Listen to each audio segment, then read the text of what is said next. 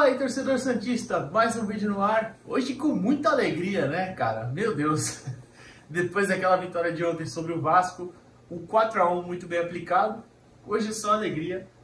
E a gente vai tratar no vídeo de hoje sobre a coletiva do Marcelo Fernandes, que foi muito boa, achei muito interessante, talvez a melhor coletiva que eu tenha ido no ano, eu acho.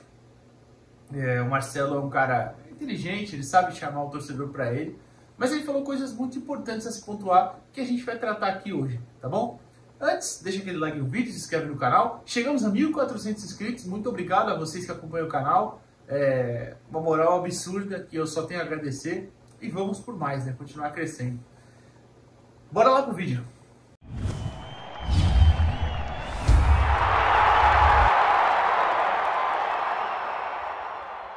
Então, eu anotei alguns tópicos aqui. Mas antes vai entrar a minha pergunta para ele, é claro, e depois eu vou comentar sobre ela e sobre a de alguns companheiros também, é claro.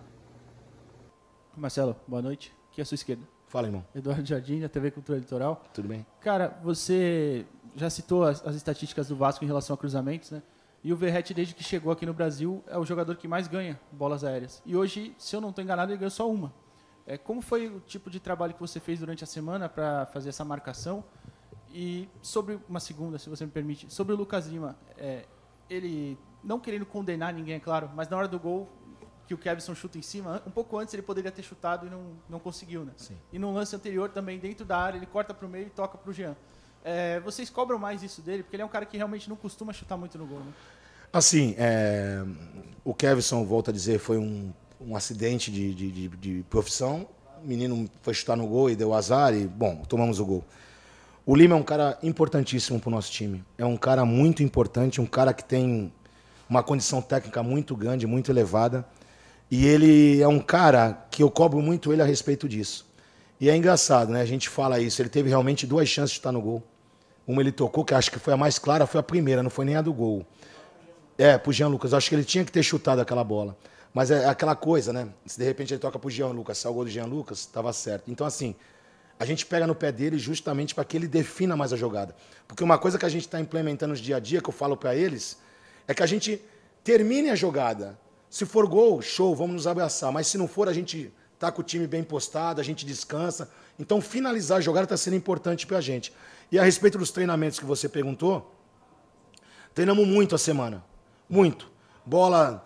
Deixando o Kevson para trás, para cruzamento na área, deixando o Braga para trás, cruzamento na área. A bola que sai do Kevson, vem para dentro, cruzamento na área. Nós treinamos a exaustão o tipo de jogo do Vasco, que é bem em cima disso. E fomos felizes, os jogadores estão de parabéns.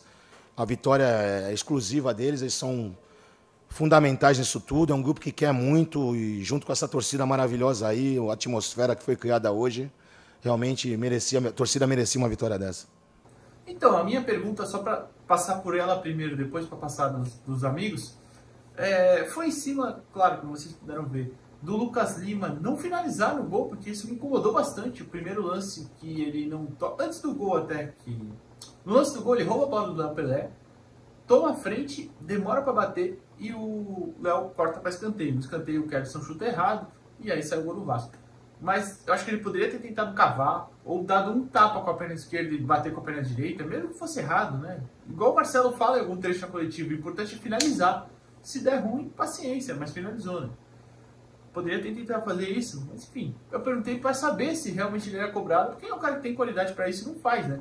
E na outra jogada que eu cito, ele corta para o meio, dentro da área, e ele tinha um ângulo para bater, mas prefere rolar pro Jean Lucas, que até manda pro gol, mas é mascado, o chute sai travado, né? E a outra pergunta foi sobre a marcação, porque talvez eu não tenha me feito entender exatamente. Eu queria saber se ele fez uma marcação zonal durante a semana, ou individual, enfim.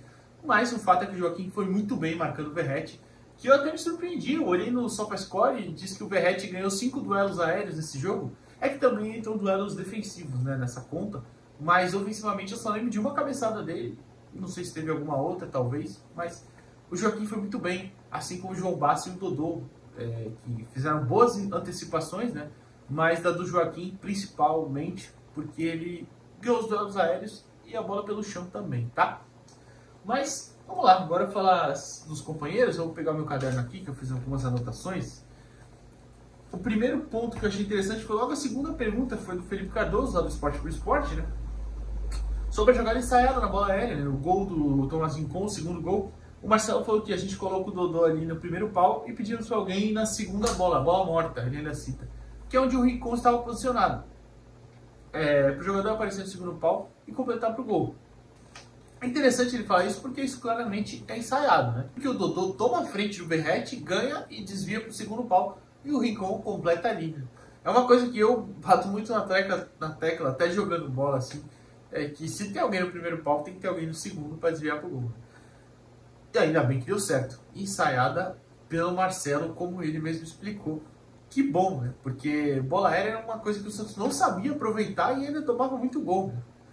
Hoje pode até tomar um gol ou outro, mas pelo menos aproveitou ofensivamente nos últimos 2 jogos. Outra pergunta é, claro, elogiando a torcida, né? Isso é uma coisa que o Marcelo sabe fazer, ele sabe trazer o torcedor com ele, pra ele. É um cara ex-jogador, mas que, além de ser ex-jogador, ele entende muito bem o lado do boleiro. Né? Tem alguns ex-jogadores que não entendem. Paulo Turra. Mas enfim. E ele lembrou o título de 2015, que ele já passou, já teve essa dificuldade, sabe a dificuldade para ser campeão e sabe também o quanto é bom ser campeão. Ele falou isso, né? Só eu sei o quanto eu passei contra o Palmeiras, ele fala isso. Então é muito interessante. Ainda bem, né? Que a torcida continue junto, porque a torcida vai ser essencial para se livrar desse rebaixamento. Uma outra pergunta é sobre o João Paulo, capitão, né? Que o João Paulo perdeu a faixa para o Rincon e ele explicou que o João Paulo deu um tempo, pediu para dar um tempo nesse lado de ser um líder, de ser um capitão. E o Marcelo falou, segura contra o Bahia, né? Porque é um jogo importante e tal, e depois a gente vê. E depois o jogo mudou para o Rincon. E nisso ele elogia muito o Rincon, fala que o Rincon está em uma posição estratégica, né? Muita gente fala que tem que ser um jogador de linha, um capitão. Eu não sei se eu tenho uma opinião formada sobre isso, mas é bom, realmente é um cara que está mais próximo da jogada, né? O goleiro não vai poder sair o campo inteiro correndo para conversar com o juiz. E o Rincon está ali mais perto. Né? E ele elogiou o Rincon, falou, não é todo mundo que joga numa Juventus, não é todo mundo que tem a característica de liderança que ele tem, que está na seleção desde 2008, apesar de ser uma seleção fraca, mas ele está lá, ele está cumprindo dele. Então, é realmente interessante essa fala, eu gostei bastante, e é verdade também, acho. Rincon tem muita característica de liderança, e é por isso que é o capitão, e foi muito bem hoje. Foi espetacular, aliás, a atuação do Rincon.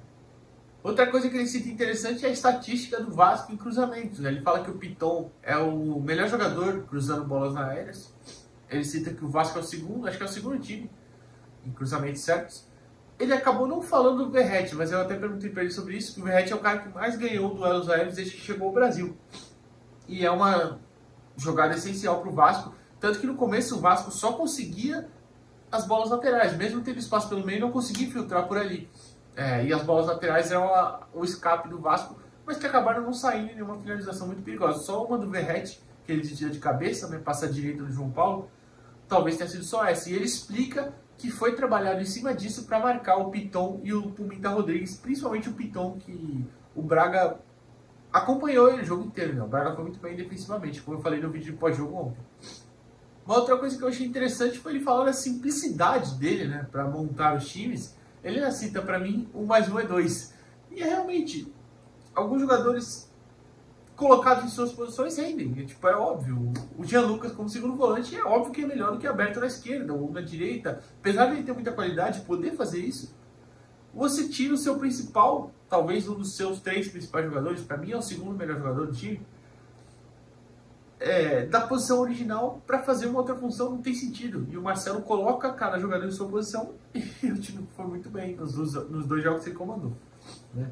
E depois ele cita ainda também o Vasco estatisticamente na questão dos cruzamentos. Né? Ele fala sobre isso novamente. E para finalizar, o que eu achei muito interessante é a cutucada que ele deu no Rueda. Né? Ele fala sobre que não pode acontecer no Santos um cara chegar, igual chegaram Lisca e Chumbinho, Deus me livre, ano passado, e foi na época que ele foi demitido. Eu, sinceramente, na época não poderia falar sobre o Marcelo, que eu não conhecia tanto ele, mas era óbvio, eu falei aqui no canal, que o Lisca não era treinador pro Santos, nunca foi. O Lisca tem um currículo ridículo, fraco, com alguns bons trabalhos, pouquíssimos bons trabalhos, talvez o maior de destaque no América Mineiro, e o Chumbinho pior ainda. E chegaram esses dois caras e tiveram carta branca no Santos, o que é um absurdo. São dois profissionais sem a mínima capacidade de estar no clube do tamanho do Santos e que tiveram essa carta branca. O Marcelo acabou sendo mandado embora, algumas coisas mudaram e quando eles foram demitidos um mês depois, as coisas voltaram ao normal, porque são fracos e não tinham que estar no Santos, tá? É um absurdo. E ele dá essa cutucada no Rueda, na direção, para mim, com muita razão, tá? E nesses profissionais aí. Ele até cita que ele conversa com o Lisca, desejou boa sorte para ele, fala que o problema não foi com o Lisca, ele falou isso na coletiva.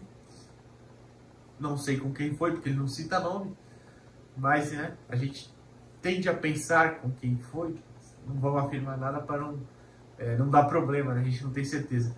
Mas é claro que são técnicos que são profissionais, né? Lisca, Chumbinho e afins, que não deveriam ter passado pelo Santos, tá?